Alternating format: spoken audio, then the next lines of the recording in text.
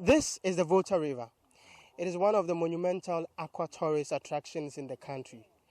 But for about 16 communities within this area, it is their only water supply. The river flows quietly through communities, providing sustenance for households, backyard farms and livestock.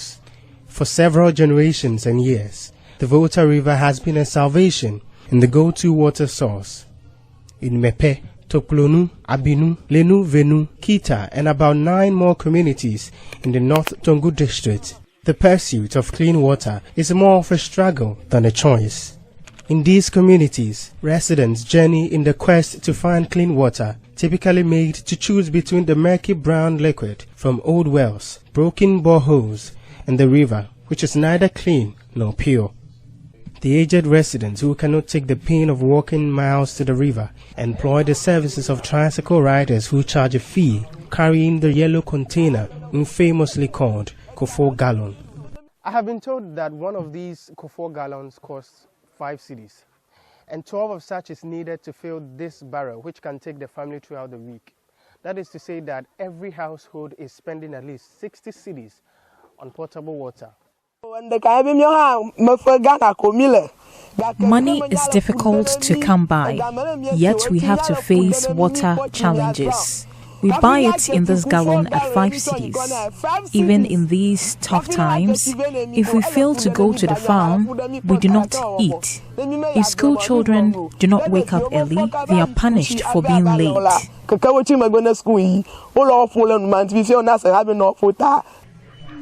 School children carry these containers filled with water from the river. They are heavy, not just in weight, but a task to complete every morning before they show up for school. They risk being late for school for the survival of their households.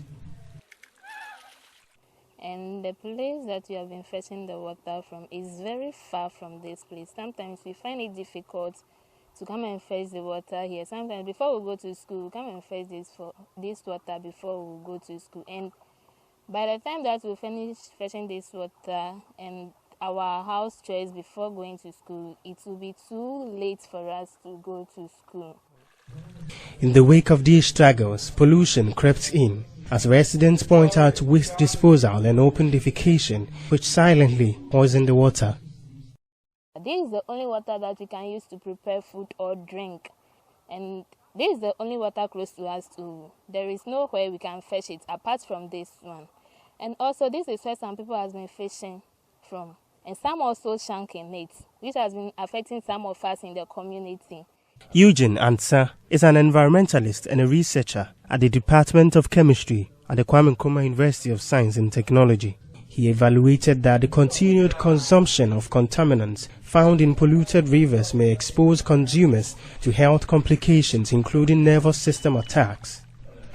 Toxic metals such as arsenic, cadmium, that get into the environment end up in our water bodies.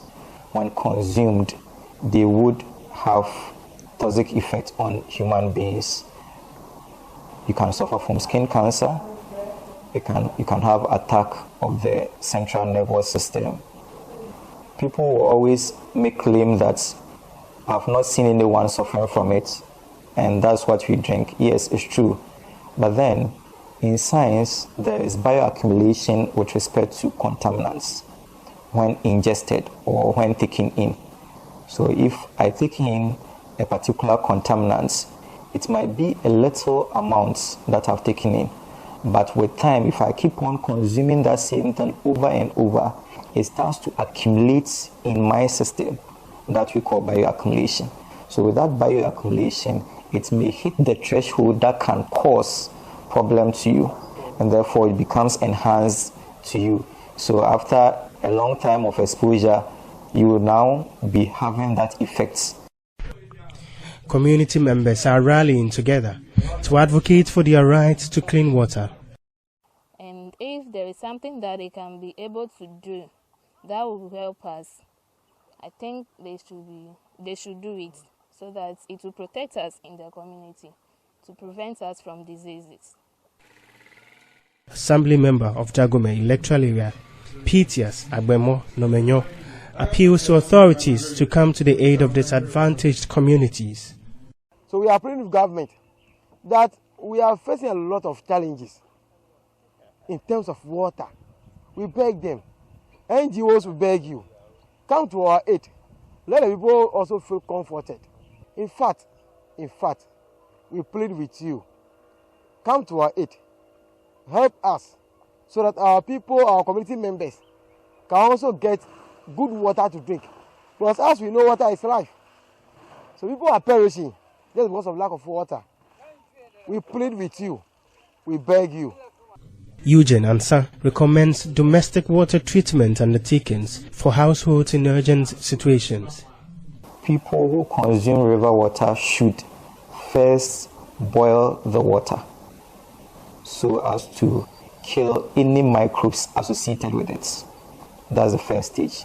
Now, once you kill the microbes, some of them, we have what we call suspended solids. These suspended solids will usually make the water cloudy. So once you have the suspended solids, we can do filtration and... Reporting for Joy News, Clinton Yeboah.